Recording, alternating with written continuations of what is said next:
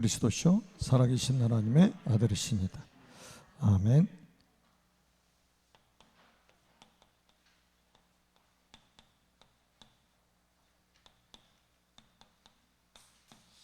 바울의 미래 준비입니다.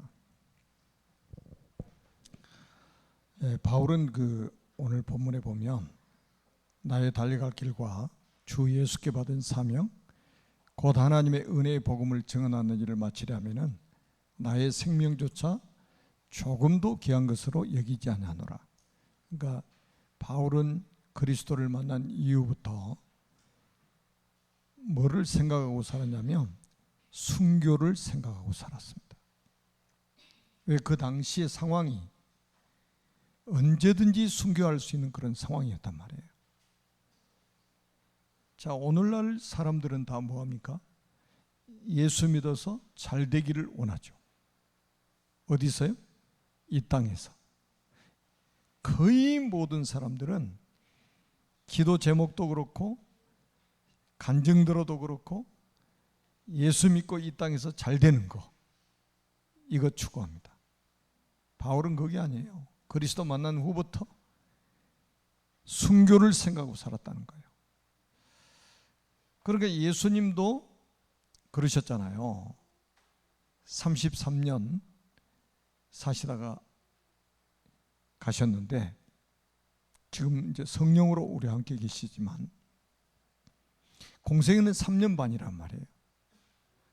예수님이 그 시간표를 딱 알고 계시잖아요.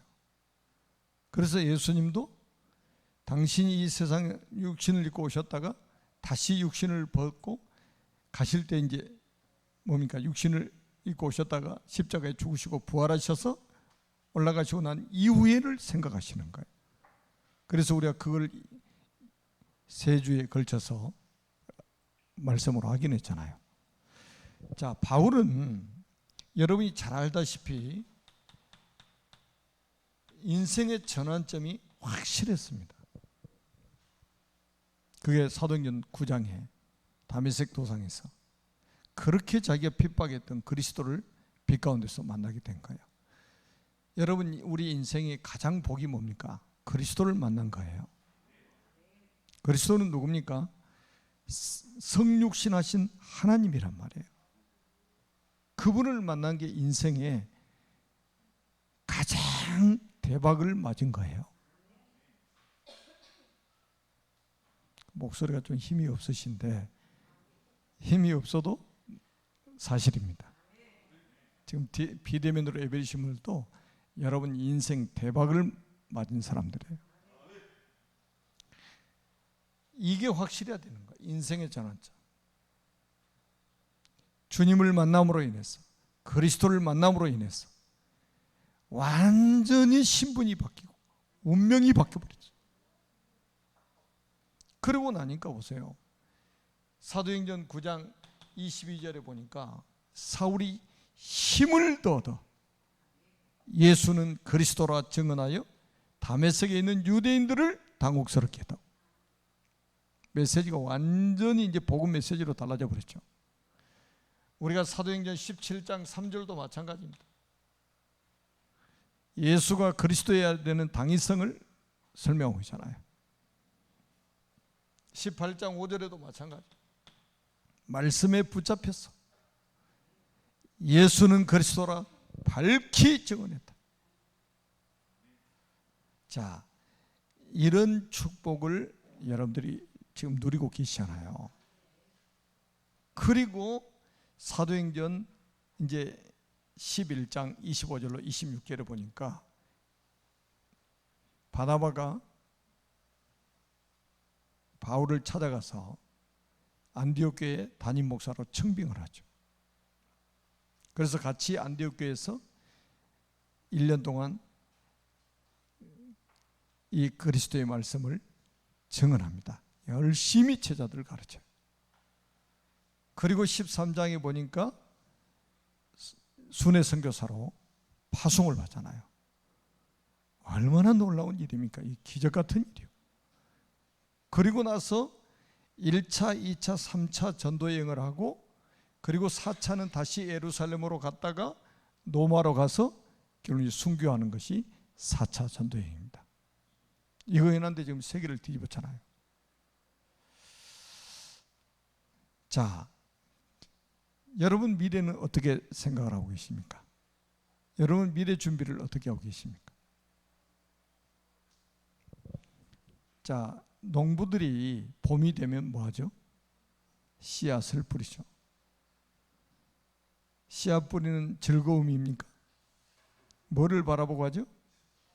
추수를 기다리며 열매를 바라보면서 씨앗을 뿌리는 거예요. 씨앗만 뿌립니까? 여름에 김매 주죠. 소독하죠. 얼마나 힘든 과정을 겪습니까? 그러니까 나중에 열매 딱 따면 추수하면서 자기 수고했던 거 다 잃어버리는 거예요. 그러고 그러다 봄이 되면 또 씨앗을 뿌려. 미래를 생각하니까. 미래를 생각하니까.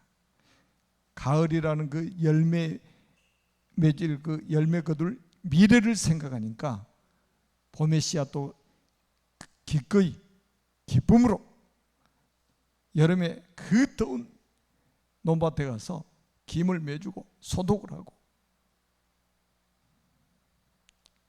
미래 생각하는 사람 배짱이처럼 노래만 부르고 있지. 그래서 여러분 인생이 100% 성령 인도받는, 그래서 여러분들의 인생 여정이 언약의 여정이 되고 전도 여행이 되도록. 아멘. 바울은 미래 준비를 어떻게 했느냐?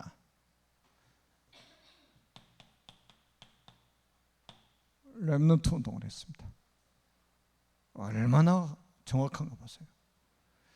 그래서 바울은 사도행전 17장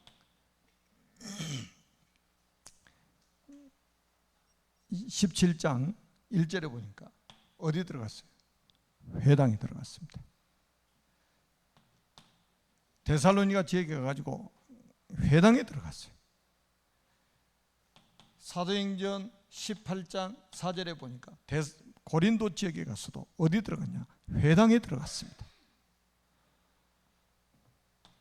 사도행전 19장 8절에도 보니까 에베소에 가서도 회당에 들어갔습니다. 회당에서 핍박이 일어나니까 제자들을 따로 세워가지고 두란노 서원에 또 들어갔습니다.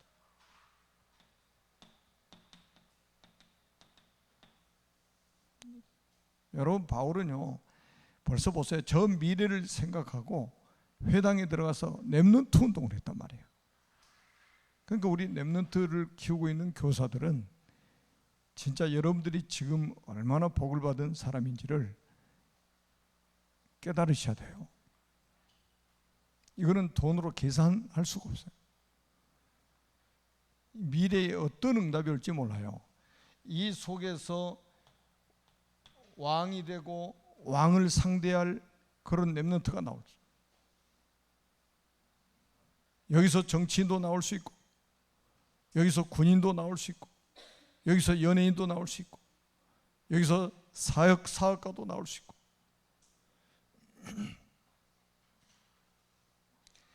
그래서 미래를 생각한다면 결국 렘넌트입니다. 렘넌트 운동을 해야 돼요.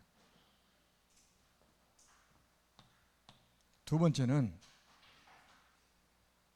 거의 비슷한 말이지만 예수님처럼 제자 운동을 가장 잘한 사람이 바울이었습니다. 결론적으로만 말씀을 드리면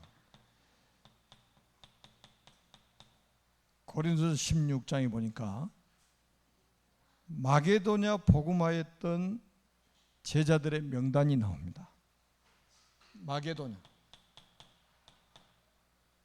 지금 말하면 유럽이죠. 마게도냐 복음화했던 제자들의 명단이 고린도서 16장에 기록되어 있어요. 바울이 세운 제자들이죠. 골로새서 4장에 보니까 아시아 복음화를 위해서 헌신한 제자들이 나옵니다.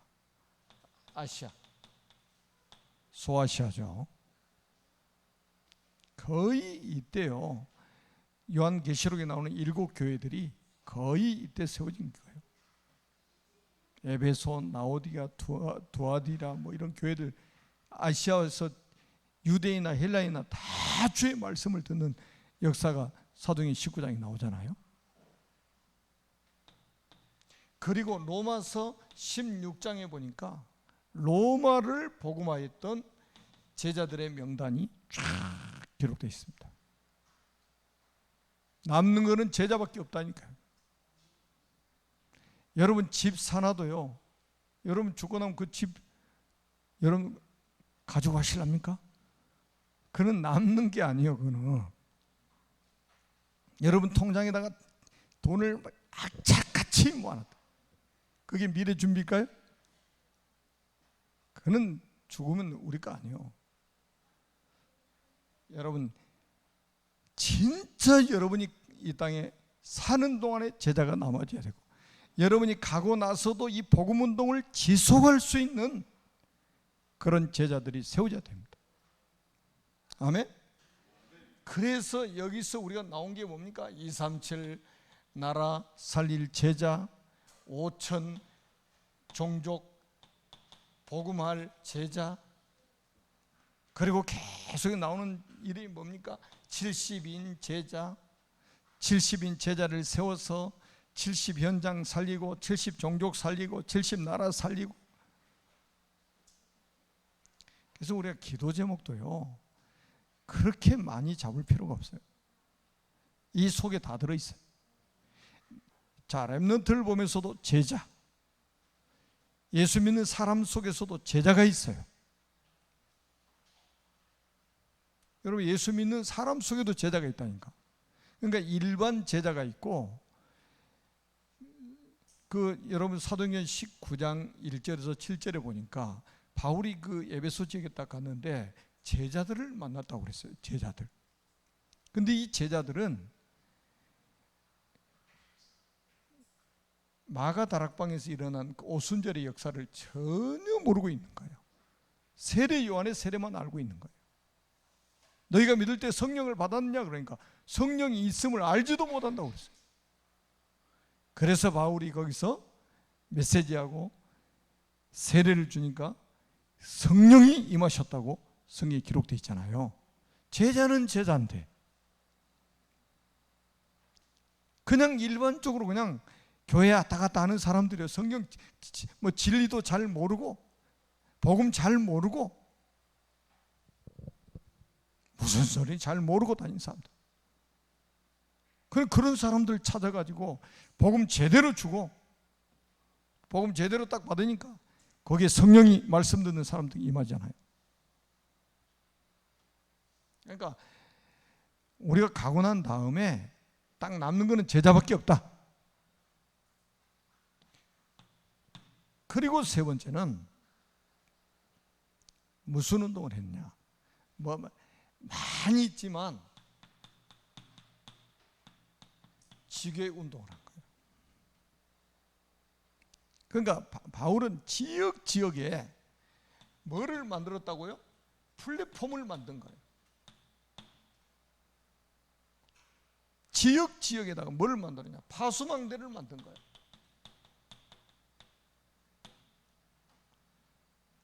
지역에다가 영적인 안테나를 딱 세운 거예요.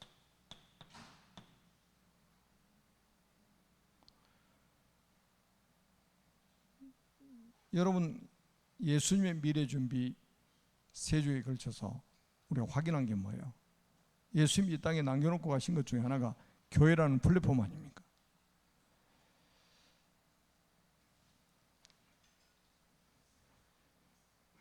자,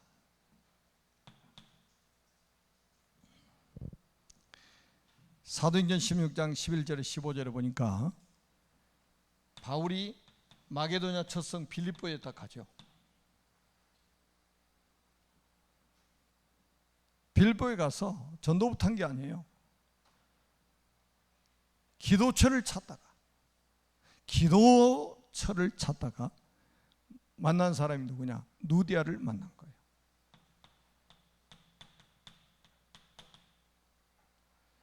하나님이 이 누디아의 마음을 열어가지고 바울의 말을 따르게 만드시는 거예요. 그러니까 아무나 말씀 받는 게 아니에요. 제가 이 동네 와서도요, 우리 김갑순 권사님 계시는데, 와, 저쪽 동네는요 좀 세상 표현으로 씨알도 안 먹혀요.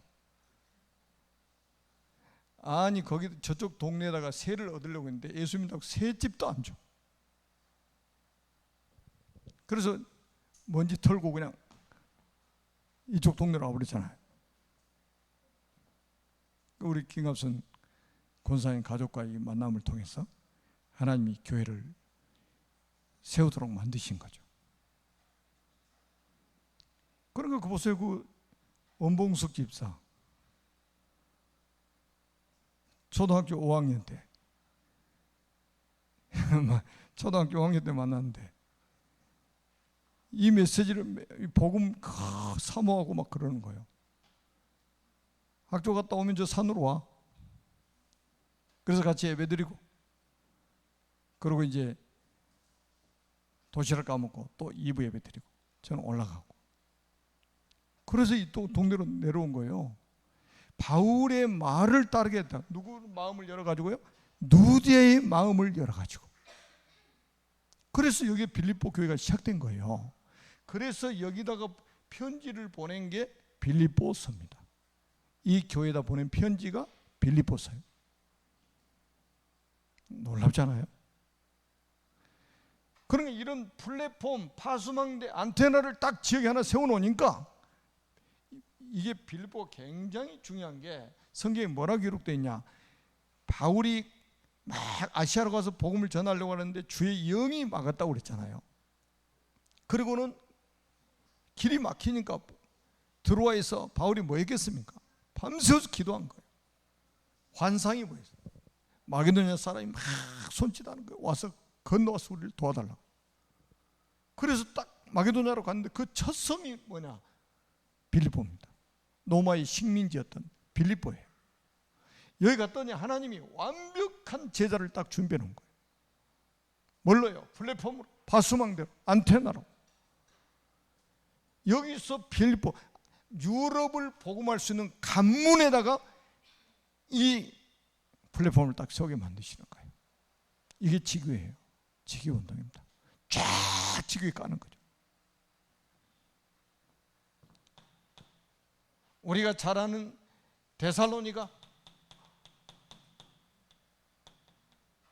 지역으로 갔습니다. 여기에 많은 사람들을 만났지만 여기에 제자가 누굽니까? 야손 아닙니까? 제가 계속해서 말씀드렸잖아요. 이 데살로니가 가서 사도행전 17장 3절에 예수가 그리스도라는 이 메시지를 했잖아요. 그래가지고 막 소동이 일어난 거예요. 소동이. 그래가지고 이제 바울이 야손의 집에 들어가서 메시지를 했는데, 엄한 말씀을 듣는 그 전도자 바울을 자기 집안으로 끌어들였다고 감옥에 들어가게 된 거잖아요. 감옥에. 이 세 가족이 감옥에 들어간 거예요. 전도자 집에 들였다고. 그런데 보세요. 이 야손이 얼마나 확실한 사람이야. 자기가 보석금 내고 감옥에서 나온다니까요. 얼마나 경제적인 손실이 컸습니까? 그런데도 시험 안 들어요. 초신자인데. 제자는 태어난다 만든다? 태어난다니까요. 제자 아니면요 조금만 금전적인 손해가 딱 올 것 같아요. 오지도 않았는데 올 것 같으면 시험 들어버립니다. 제자는 절대 그렇잖아요. 그래가지고 여기다가 보낸 편지가 데살로니가 전후서예요. 이 교회다가 이 플랫폼 파수망대 안테나를 데살로니가 저게 딱 세웠단 말이죠. 그러니까 이렇게 해서 우리가 성경을 봐야 제대로 딱 성경이 보이죠. 그 현장도 보이고 그 메시지 보면 그 현장이 보이잖아요. 여러분 고린도 지역에 이 시스템 세워놓고 갔는데 거기에 누구를 준비해 놓냐? 하나님께서 브리스가 부부를 딱 준비해 놓으셨습니다. 어느 정도 확실하게 준비해 놓으셨냐면, 바울은 아덴에서 복음 전하다가 고린도로 내려왔고, 브리스길라 아굴라 부부는 로마의 글라우디오 황제가 유대인들을 추방시켜 버렸단 말이에요. 그래서 사업하는 사람들이기 때문에 항구 도시인 고린도로 내려온 거예요. 추방당해 가지고. 그래서 전도자 바울을 만난 거예요. 여러분, 바울이 고린도에 가서 뭐 했다고요? 말씀에 붙잡혀서 예수는 그리스도, 예수는 그리스도 이 선포했는데, 여기에 완전 인생의 답을 낸 사람이 브리스길라 아굴라 부부입니다. 이게 플랫폼 파수망대 안테나예요. 여기다가 보낸 편지가 고린도 전후서라 이 말이에요. 고린도 전후서. 여러분, 얼마나 확실하게. 그러니까 바울은요, 예수님 제자들 중에 가장 제자 운동을 확실하게 하는 사람이에요. 그리고 지 교회를 그냥 지역마다 딱 제자 세워가지고 이걸 딱 세우는 것입니다.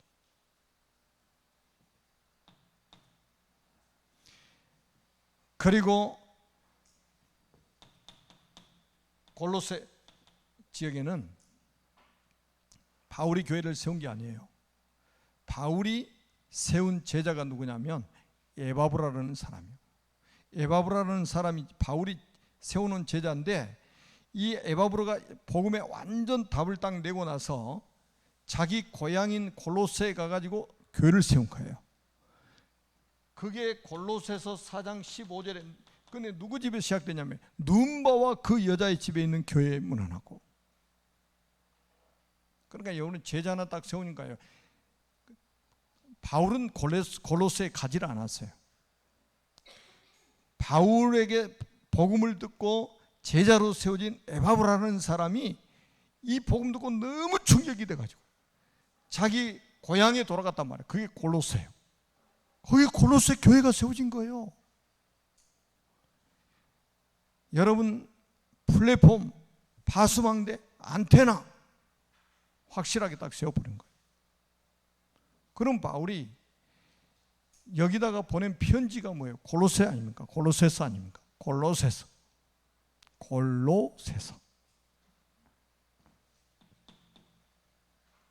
그러니까 여러분도 앞으로 미래 준비를 어떻게 해야 될 것인지, 여러분 중직자가 딱 되면요, 말이 많이 필요 없어요. 내가 한 지역에 딱 언약 붙잡고 플랫폼이 되어지고 파수망대가 되고 안테나 딱 되면 된다 이 말이에요. 그럼 그 사람 중심으로 하나님이 사람을 모아주신단 말이에요. 제자들을 모아주신단 말이에요. 그래서 평일교회의 지도자로 전부 평신도 제자들은 평일교회 지도자, 현장교회 지도자들이에요.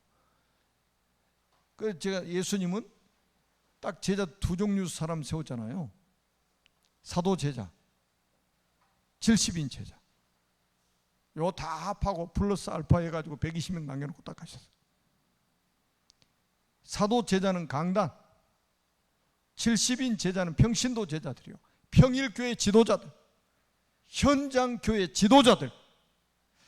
비대면으로 예배드리신 분들도요, 여러분 기도 제목을 확실하게 붙잡으세요. 하나님은 여러분을 통해서 이 응답을 주시기를 원하시는 거예요. 저는 제 무당집 볼 때마다 좀 화가 나는 게 있어요. 무당집. 자기 사는 집에다 대나무 깃발 딱 꽂아놓아 버려요. 건물 얻는 것도 아니요, 건물 짓는 것도 아니요, 자기 사는 집에다가 대나무 꽂아버린다니까, 깃발을. 태극기도 달아놓고. 애국자요. 그럼 또 거기 또 신당에 가보세요. 장군들 얼마나 많아. 또 이순신 장군도 있고 최영 장군도 있고, 지금도 그 장군들이 지켜준대. 그런데 하나님의 자녀들은 왜 자기 집에다 깃발을, 그리스도의 깃발을 못 꽂냐 이 말이에요. 평생 자기 집에다가, 자기 살고 있는 집에다가 그리스도의 깃발을 못 꽂아요. 무당은 자기 집에다가 깃발을 꽂아가지고 공짜로 그 집에 갈 수 있어요? 못 가요. 지금은 얼마나 인상이 됐는지 모르겠는데, 제가 무당 전도를 한참 할 때 기본이 2만 원이에요. 복채 2만 원. 그리고 거기 딱 가보세요. 가격표 다 나와 있어요. 집터 보는데 얼마, 묘자리 보는데 얼마, 궁합 보는데 얼마, 이사 가는데 방향 보는데 얼마, 가격표 협회에서 다 나와 있다니까. 자기들이 영적 지도자라고 얼마나 당당하게 앉아있는지. 여러분 들어가면 반말이에요, 존댓말이에요? 반말부터 쫙 해가지고 귀 팍 죽여놓잖아. 근데 진짜 하나님의 자녀들이, 여러분 보세요. 하나님의 자녀들이 얼마나 권세가 있냐면, 누가복음 지난 수요일날 말씀을 드렸잖아요. 제자들이, 70인 제자들이, 평신도 제자들이, 현장 제자들이, 평일교회 지도자들이 현장에 둘씩 짝을 지어서 나갔는데 어떤 일이 벌어졌냐? 귀신들이 예수 이름에 귀신이 항복하는 거예요. 아멘? 아니, 예수 이름으로만 귀신이 항복했다니까요. 그러니까 예수님이 그래 막 와가지고 막 기뻐하면서 막 보고를 하니까, 그래 나도 알아. 하늘에서 사탄이 번개처럼 떨어진 걸 나도 봤어. 그러면서 19절에 내가 너희에게 뱀과 정갈을 밟으며 원수의 모든 능력을 제어할 권능을 주었으니 너희를 해할 자가 결탄코 없으리라. 이미 평신도 제자들에게 귀신을 내어쫓는 권능을 주었다 이 말이에요. 아멘? 그럼 무당보다 나아야 돼요? 무당보다 못해야 됩니까? 무당들은 다 귀신 들려 있잖아요. 그 귀신을 제어할 수 있는 권능이 우리 평신도 제자들에게 다 있다 이 말이에요. 그래서 여러분들이 당당하게, 겸손하고 당당하게 여러분의 집에다가 그리스도의 깃발을 꽂아라. 이사야 62장에 있는 것처럼, 이사야 62장 6절로 12절에 나와 있잖아요. 돌을 제하고, 그 다음에 뭐요? 기치를 들라고 그랬잖아요. 대로를 평탄케 하고. 왜? 사람들이 오도록. 자, 여러분 너무 잘 아시는 분들이기 때문에 많은 설명이 필요 없겠죠. 자, 마지막입니다. 로마입니다. 로마는 사도들이 처음에 들어갈 수가 없었습니다. 여기는 어떤 사람들이 교회를 세웠냐면, 사도행전 2장 10절에 로마로부터 온 나그네, 로마로부터 온 나그네, 오순절 절기 지키러 왔잖아요. 그리고 유대교에 입교한 사람들, 이런 사람들이 오순절 지키러 왔다가 복음 받고 성령 체험한 거예요. 그래서 돌아가가지고 로마에 교회가 세워진 거예요. 그래가지고 바울이 그렇게 로마에, 여러분 바울은 로마에 꽂혀 있잖아요. 그 시대 강대국이 로마였기 때문에 강대국 로마 복음하면 세계 복음할 수 있다는 이걸 탁 가지고 있기 때문에, 그래서 예루살렘에 갔다가 내가 로마도 보아야 하리라.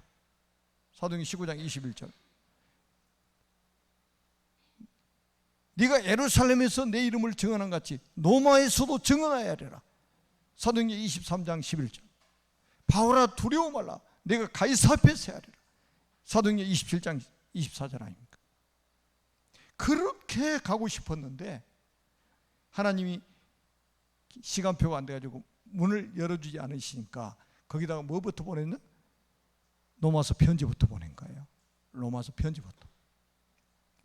자기 지금 이미 마음은 지금 로마에 가 있어요. 지금.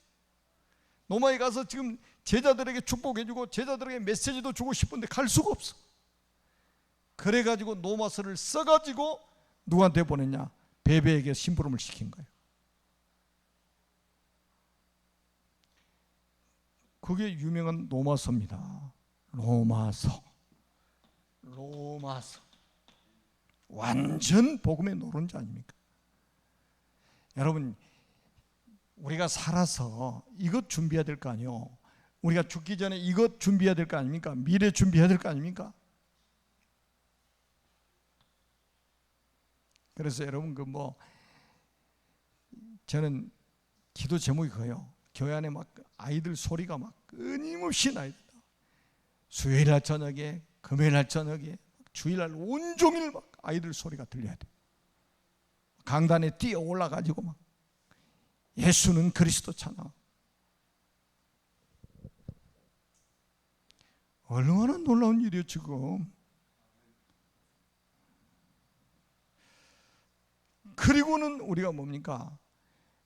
이렇게 쫙 렘넌트 운동에서 렘넌트 키워가지고 230개 나라의 미래, 5천 종족의 미래를 살릴 렘넌트 키우고, 그리고 제자들 쫙 영적인 유산이 제자예요. 우리보다 더 나은 제자들이 이 땅에 남아야 된단 말이에요. 제자는 뭡니까? 완전히 사람들의 도움을 받지 않고 재생산을 해낼 수 있는 사람이 진짜 제자인 겁니다. 이게 한 번도 못 보고 여러분 세상을 떠난다는 건 너무 그렇잖아요. 그래서 기도 제목을 확실하게 잡으시라니까요. 말씀으로 기도 제목을 확실하게 잡으세요. 그리고는 뭡니까? 인생 작품을 확실하게 남긴 거예요. 그게 뭡니까? 바울이 14권의 서신서 딱 남겨놓고 갔잖아요. 지금 보세요. 바울이 14권의 서신서를 남겨놓고 갔는데 이게 얼마나 지금 2000년이 지난 지금까지 역사가 일어납니까? 주님 재림하실 때까지 인생 작품으로 남겨져서 복음이 증거될 겁니다. 우리도 이 축복을 정말로 누리는 증인이 되시기를 주님의 이름으로 축복합니다. 살아계신 하나님 은혜를 감사합니다. 바울의 미래 준비가 우리의 미래 준비가 되게 하옵소서. 대면 비대면으로 예배드리고 있는 모든 언약의 사람들이 이 응답, 이 축복을 누리게 하옵소서. 주 예수 그리스도의 이름으로 간절히 축복하며 기도하옵나이다. 아멘. 예수 전하세 우리 찬양합니다.